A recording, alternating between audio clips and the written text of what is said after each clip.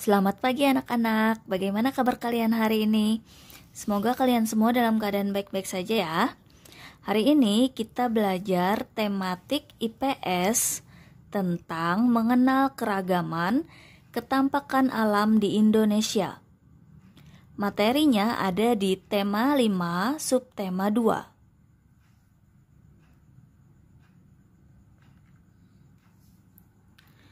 Mengenal keragaman ketampakan alam di Indonesia. Indonesia merupakan negara kepulauan yang memiliki ketampakan alam yang beragam. Ketampakan alam di daerah pegunungan dapat berupa gunung, sungai, hutan, dan bukit. Sebagai negara agraris dan juga negara kepulauan, sebagian besar penduduk Indonesia menjadi petani dan nelayan. Misalnya, pada masyarakat petani di Bali menerapkan subak untuk menjamin ketersediaan air untuk keberlangsungan usaha pertanian mereka.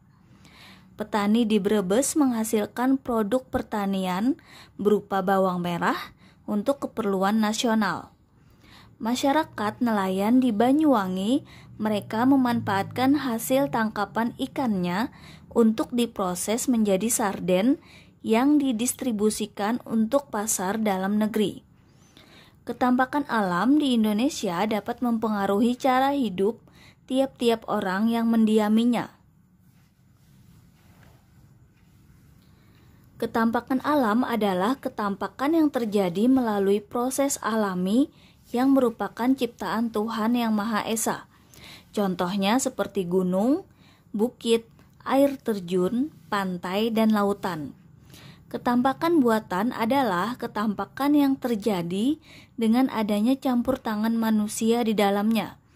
Misalnya persawahan, waduk, perkebunan teh, dan danau buatan. Kegiatan ekonomi berdasarkan ketampakan alam. Semua kegiatan manusia untuk memenuhi kebutuhan hidupnya disebut kegiatan ekonomi. Kegiatan ekonomi di suatu tempat berkaitan erat dengan potensi alam suatu daerah. Manusia berusaha memanfaatkan segala sesuatu yang ada di sekitar lingkungannya untuk memenuhi kebutuhan hidupnya. Segala sesuatu yang ada di suatu daerah yang dapat dimanfaatkan lebih lanjut disebut potensi daerah.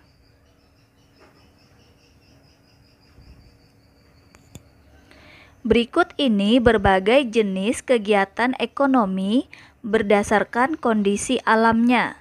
1. Kegiatan ekonomi di daerah dataran rendah. Dataran rendah banyak dipakai untuk permukiman penduduk. Masyarakat yang berada di daerah ini sangat beraneka ragam. Mereka terbagi menjadi wilayah perdesaan dan perkotaan. Masyarakat di perdesaan selain melakukan kegiatan ekonomi dengan bercocok tanam, ada juga yang bekerja di pabrik, berjualan, dan perajin. Masyarakat di perkotaan sebagian besar berusaha di bidang industri, menjadi pegawai pemerintah dan pegawai swasta. Yang kedua, kegiatan ekonomi di dataran tinggi. Masyarakat di daerah dataran tinggi atau pegunungan selain melakukan kegiatan ekonomi dengan bertani, ada juga yang memanfaatkan potensi lain yang tersimpan di daerahnya. Kegiatan ekonomi lain yang dilakukan adalah membuka daerah wisata yang sebagian masyarakatnya dapat bekerja sebagai pemandu wisata, berjualan di tempat wisata, dan membuka penginapan. Yang ketiga, kegiatan ekonomi di daerah pantai. Sebagian besar masyarakat di daerah ini memanfaatkan keadaan alam, seperti laut dan pantai untuk kegiatan ekonomi. Para nelayan mencari aneka hasil laut seperti rumput laut, kerang, dan ikan laut untuk dijual. Selain itu, ada penduduk yang melakukan kegiatan ekonomi yang memanfaatkan daerah wisata pantai. Kegiatan ekonomi dengan memanfaatkan daerah wisata diantaranya menjual souvenir, membuka restoran dan penginapan, serta menyediakan jasa transportasi.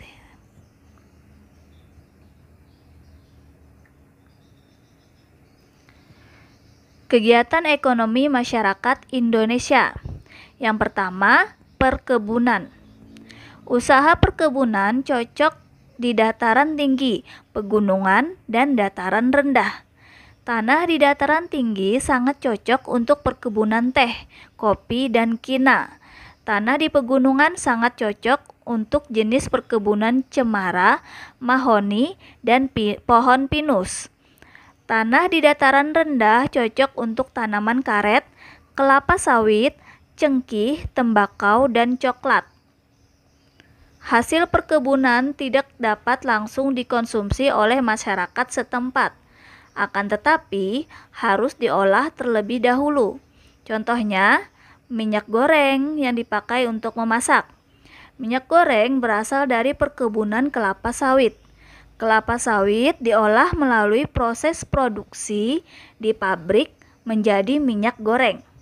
Untuk sampai ke konsumen, minyak harus disalurkan oleh pedagang dan pengecer.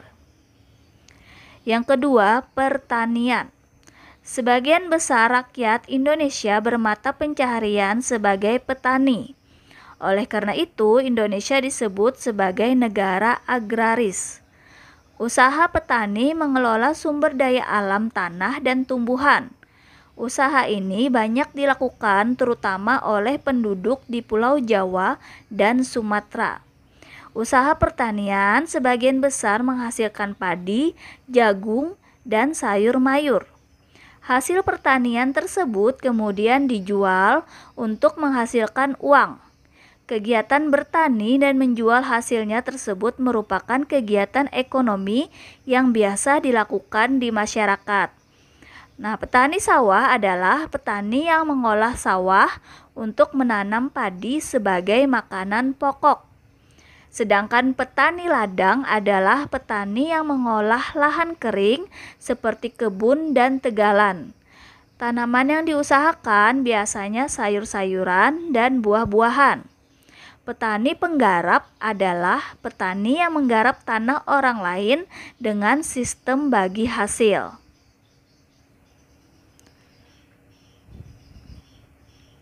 Tiga, kehutanan.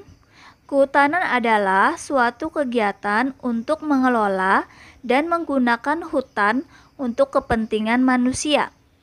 Indonesia banyak memiliki hutan. Hal tersebut dikarenakan kondisi iklim yang menunjang, yaitu beriklim tropis. Jenis hutan yang ada di Indonesia adalah hutan hujan tropis. Hutan menghasilkan sumber daya alam melimpah, di antaranya kayu, rotan, damar, getah perca, dan getah agatis. Hasil hutan tersebut dimanfaatkan untuk kebutuhan perumahan, perabotan rumah tangga, dan industri. Yang keempat, peternakan. Peternakan adalah kegiatan usaha dengan cara memelihara hewan dan mengambil hasilnya dengan cara dijual ke konsumen. Peternakan mempunyai peranan penting dalam meningkatkan kesejahteraan rakyat. Selain itu, peternakan dapat menambah penghasilan rakyat. Jenis hewan ternak di Indonesia cukup banyak. Hasil dari peternakan adalah daging, susu, dan telur. Jenis-jenis usaha peternakan dibedakan menjadi tiga, yaitu yang pertama adalah peternakan besar. Jenis hewannya seperti sapi, kerbau, dan kuda. Yang kedua adalah peternakan kecil. Jenis hewannya seperti kambing, kelinci, dan biri-biri. Dan yang ketiga adalah peternakan unggas. Jenis hewannya seperti ayam, bebek, puyuh, dan itik.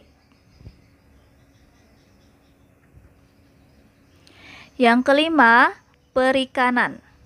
Perikanan adalah kegiatan manusia dalam bidang pertanian yang berhubungan dengan pengelolaan dan pemanfaatan ikan. Perikanan dapat dikelompokkan menjadi penangkapan ikan, pembudidayaan ikan, dan pertambakan. Penangkapan ikan merupakan kegiatan yang bertujuan untuk memperoleh ikan di perairan yang tidak dalam keadaan dibudidayakan. Usaha perikanan yang bekerja di bidang penangkapan ikan biasanya dilakukan nelayan di laut. Pembudidayaan ikan adalah kegiatan memelihara, membesarkan, membiakkan ikan, dan memanen hasilnya. Usaha perikanan yang berupa produksi hasil perikanan melalui budidaya, misalnya pemeliharaan ikan lele dan mujair. Yang keenam adalah pariwisata. Usaha jasa pariwisata adalah suatu kegiatan ekonomi yang kegiatan utamanya menjual jasa-jasa pariwisata kepada wisatawan, baik lokal maupun mancanegara. Dunia pariwisata saat ini banyak dikembangkan oleh pemerintah daerah setempat, terutama untuk menggali potensi alam yang menarik. Yang ketujuh, perindustrian. Industri adalah kegiatan ekonomi yang mengolah bahan mentah, bahan baku, barang setengah jadi, dan barang jadi menjadi barang dengan nilai yang lebih tinggi untuk penggunaannya. Berdasarkan jumlah tenaga kerja yang digunakan, industri dapat dibedakan menjadi industri rumah tangga, yaitu industri yang menggunakan tenaga kerja kurang dari 4 orang. Yang kedua, industri kecil, yaitu industri yang tenaga kerjanya berjumlah sekitar 5-19 orang. Yang ketiga, industri sedang, yaitu industri yang menggunakan tenaga kerja sekitar 20-99 orang. Yang keempat, industri besar, yaitu industri yang menggunakan tenaga kerja lebih dari 100 orang. Yang kedelapan adalah perdagangan. Perdagangan adalah kegiatan usaha yang menyalurkan barang atau menjual produksi dari produsen ke konsumen. Pedagang menjual barang ke konsumen, pedagang disebut sebagai perantara. Jenis usaha perdagangan misalnya pedagang bahan makanan, pedagang sandang, pedagang perhiasan, dan pedagang hewan. Menurut tempat usahanya, pedagang dibedakan menjadi pedagang tetap, pedagang asongan, dan pedagang kaki lima. Mengenal sistem irigasi subak. Pengertian subak adalah sekumpulan petani di Bali yang mengelola sistem irigasi yang ada di sebuah kawasan persawahan. Prinsip utama subak adalah gotong royong dan saling membantu antar anggota subak.